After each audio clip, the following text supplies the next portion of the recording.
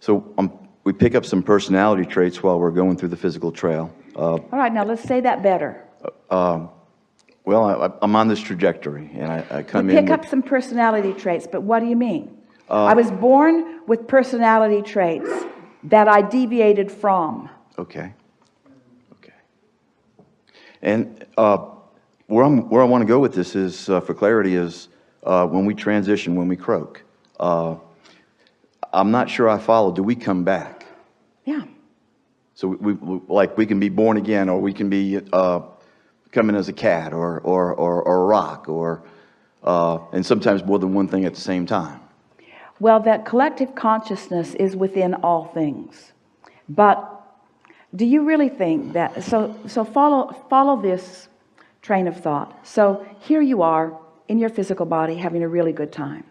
And you found things along your physical trail that you're really interested in. Some you participated in and realized you weren't that interested, but many things that you're interested in.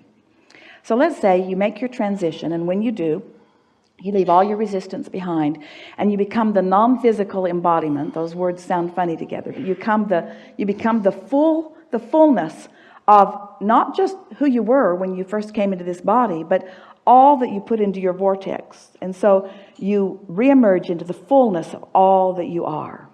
And your attention to this time-space reality does not stop then. You're still interested in what's going on the planet. Now, are you interested in what the cat's doing? Yeah, sure. Are you interested in what the dog's doing? Yeah, sure. So are the dog and the cat receiving consciousness from you? Yeah, sure. Is it your primary point of focus? No. Is it what you think about only and all the time? Certainly not. What are you interested in? The things that you were interested in while you were here. In other words, the people that are involved in the things that you were involved in while you were here.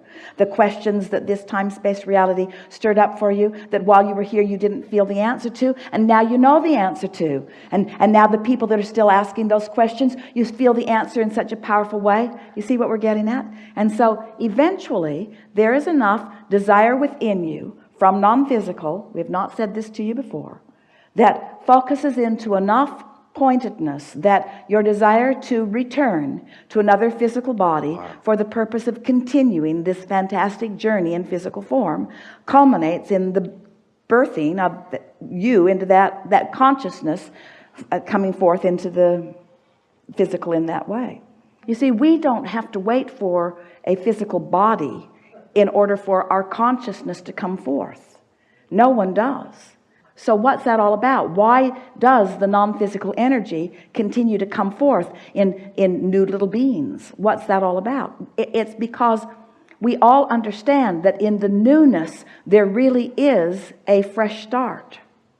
In the newness there really is a clean slate. In the newness there really is an opportunity of exploring the contrast. And so isn't it just the perfect thing? Doesn't it just make sense to you? Here you are, you've been banging around in these physical bodies and your physical environment for long enough that when we talk to you about waking up and finding a neutral thought of well-being and then progressing from it, at first that feels like a really difficult thing to do because there is so much that has already happened around you that it's difficult for you to distract yourself from.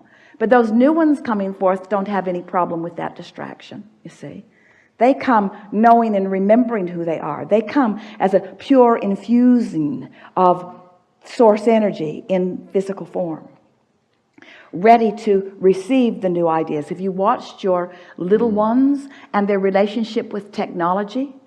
Esther has a friend who lives far away, who at one time was coming to lots of workshops, who doesn't come anymore, who does not feel that it is possible to participate in the live streams through a computer because the computer feels so hard to her. And Esther says it's really easy. We just set you up.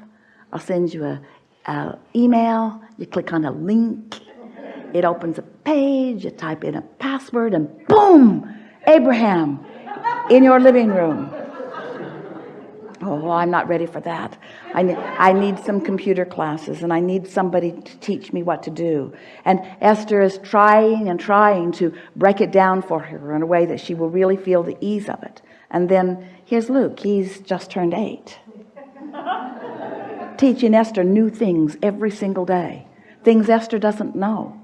He just played with it and discovered things. They were on her iPhone all along. Who knew? So new ones are coming forth, and in a similar way, seeing everything in the world, because they haven't adapted away from their power. They're still in their full power, just reaching for some delicious thing to flow their power toward, you see. And we promise you, you want plenty of that. The question that if we were standing in your physical shoes or sitting in your physical please. chair, that we would ask is, all right, Abraham, so if I'm coming back as that new consciousness, do I have to give up all that I know from this non-physicalness? Do I have to give up my broad point of view in order to experience the freshness and newness of that new physical personality? What do you think your inner being is? Your inner being, who is always with you while you're in this physical form, is that consciousness that knows all of that, tuned in to all of that and that and that and that and that. Wow.